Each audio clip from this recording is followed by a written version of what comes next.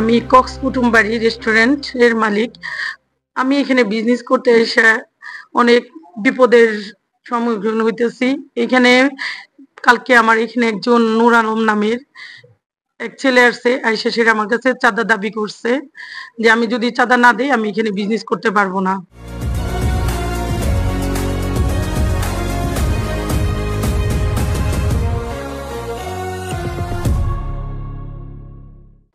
পরে আমি ওনারে বেশি করিনি। আমি কইছি যে দেখেন আমি একটা মহিলা মানুষ, আমি এই বিজনেস চালাই, আমার হাজবেন্ড বাইরে থাকে, আপনি এক কাজ করেন, আপনি আমার হাজবেন্ডের সাথে কথা বলেন বলে আমি চলে গেছি। যাওয়ার পরে আজকে আবার সে করছে কি, আরিফ নামে এক ছেলে ভাড়া কইরা আমার এখানে পাঠাইছে। আমার রেস্টুরেন্টে পুরা ভরা গেস্ট ছিল।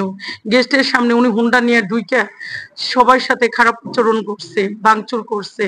করার পর আবার চলে গেছে। যাওয়ার পর আবার এসে আমারে মারার জন্য গেট ধাক্কাইছে। আমাদের কাছের গেট ছিল সামনে একটা, ওইটা ধাক্কা দিছে। আমার মারতে চাইছে। আমার পোলাপান সব দাঁড়ানো ছিল। পরে আবার চলে গেছে। চলে যায় আবার সে একটা জিপ গাড়ি নিয়ে আসছে, আইসা আমার একেবারে রেস্টুরেন্টের ভিতরে গাছের ভিতরে লাগাই দিছে। এমনকি একটা টুরিস্ট ছিল তার উপর দিয়ে নিয়ে গেছে।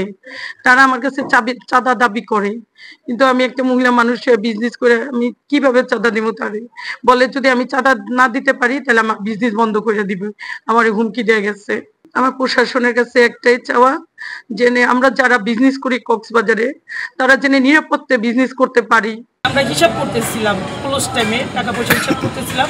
ও এসে বলতেছে যে আমার সাথে কথা আছে। তখন আমার যেহেতু আমার দেওয়ার আছে, আমার ম্যানেজার আছে, আমি বললাম যে আমার সাথে বসেন এখানে, বলেন কী সমস্যা। উনি ওইখানে না বলে আমারে বলে যে দূরে চলে। পরে আমার পাশে অনেক দূরে একটা ওইখানে বসছে। বসে উনি আমার বলতেছে আপনি এইখানে বিজনেস করে যাইতেছেন, আমাদের জন্য কী করতেছেন। তখনই আমি বুঝছি যে উনি আমার সাথে কিছু চাইতেছে। ওরা বলতেছে আমারে 5 লাখ টাকা দিতে হবে মাসে, এখানে গান করতে আমাদের একটা পেমেন্ট করতে হবে 5 লাখ টাকা। তখন আমি বলছি এটা তো আমি মেয়ে মানুষ বিজনেস করি, আমি কোথায় থেকে দিব? যেহেতু আমার হাজব্যান্ড বাইরে থাকে। তখন আমি দেখলাম তার ব্যবহারটা খুবই কেমন জানি, বারবার আমার করতেছে। তখন আমি বলছি আমার সাথে কথা না পেয়ে আমার হাজব্যান্ডের সাথে কথা বলবো।